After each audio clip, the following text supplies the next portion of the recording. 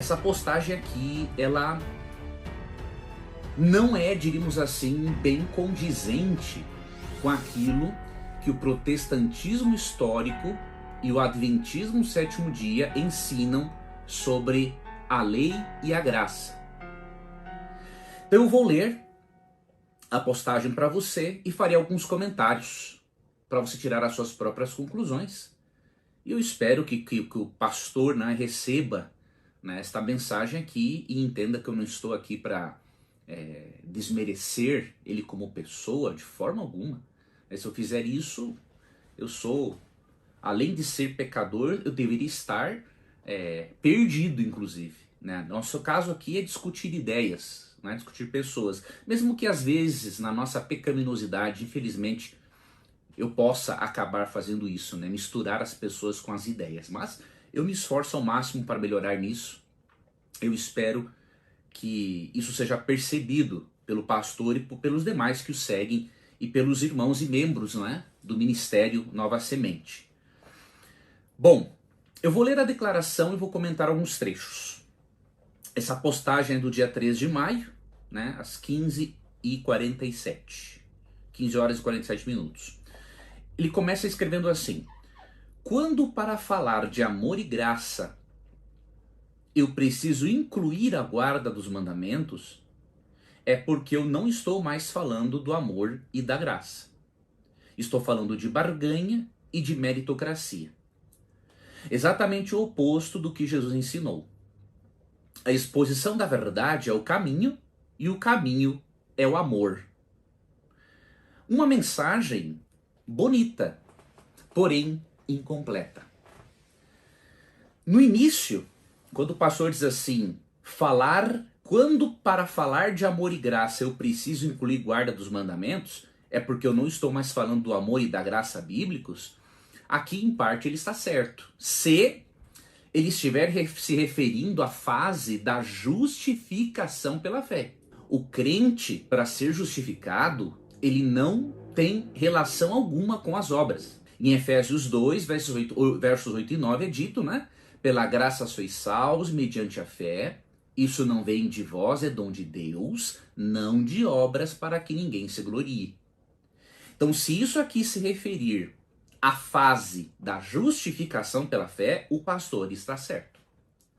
Agora, se com isto, se ele deixa essa mensagem solta e não fala pelo menos um pouquinho, de que depois da justificação pela fé vem a santificação, e que nesta parte, nesta fase da salvação, os mandamentos vão sendo inscritos, impressos no coração do crente, como diz Hebreus 8:10, aí o pastor está entregando uma mensagem pela metade.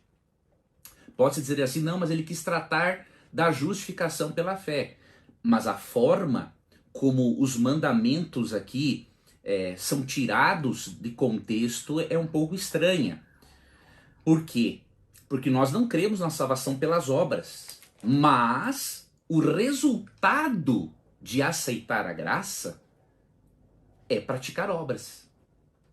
Então não há uma dicotomia entre graça e obras, se a lei não for colocada no lugar errado.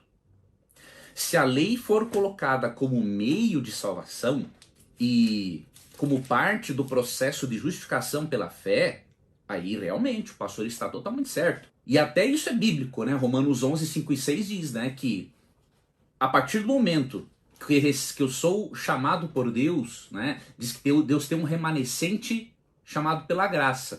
E se esse remanescente chamado pela graça, isso indica que não é por obras. Porque se fosse por obras, não seria graça. Então esse argumento ali está presente em Romanos 11, 5 e 6. Mas é importante que um pastor que apega-se ao protestantismo histórico e à pregação adventista sétimo dia, não esqueça de informar as pessoas que Deus é amor, mas também que Deus é justiça. Destacar só um aspecto do caráter de Deus, porque eu gosto desse aspecto, eu prefiro, é muito perigoso. Porque Deus é amor, mas ele também é justiça.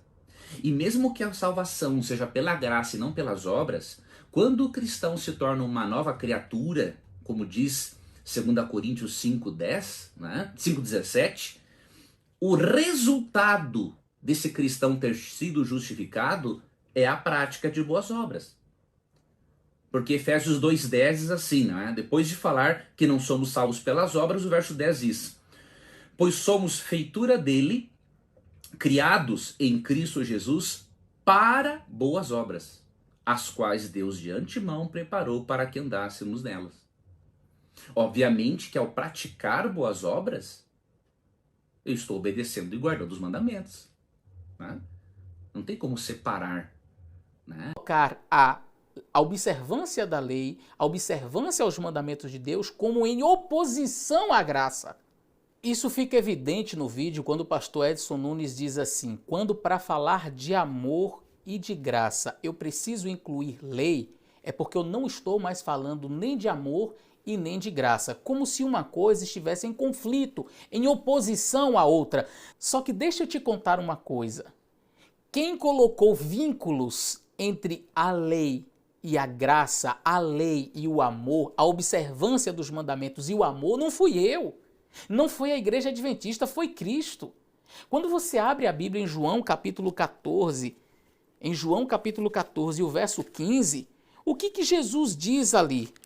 Olha, quando para falar de amor e graça eu tenho que incluir a observância dos mandamentos, eu não estou mais falando de amor e nem de graça. Foi esta a fala do pastor Edson Nunes. Ele diz: eu estou falando de meritocracia, de barganha. É isso?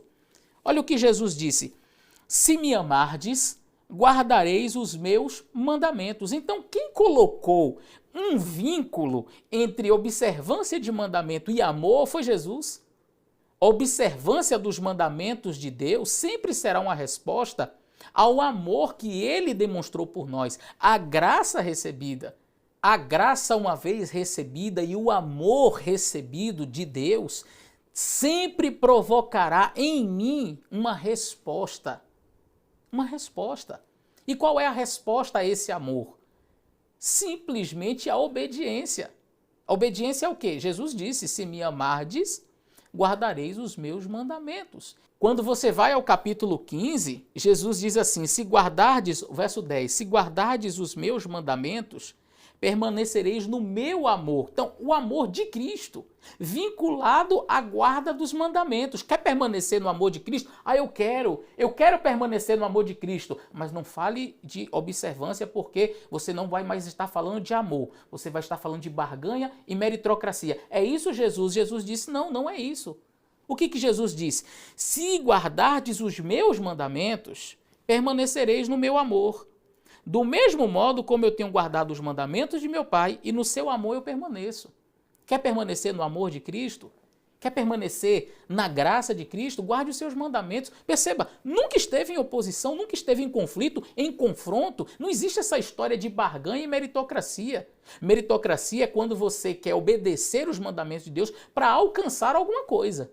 E aí o pastor Edson Nunes, fazendo essa análise do obedecer os mandamentos de Deus e a relação com a graça e o amor, ele usa duas frases. Ele diz assim: eu sou amado porque eu guardo, eu recebo graça porque eu faço. Não, você não é amado porque você guarda porque foi amado.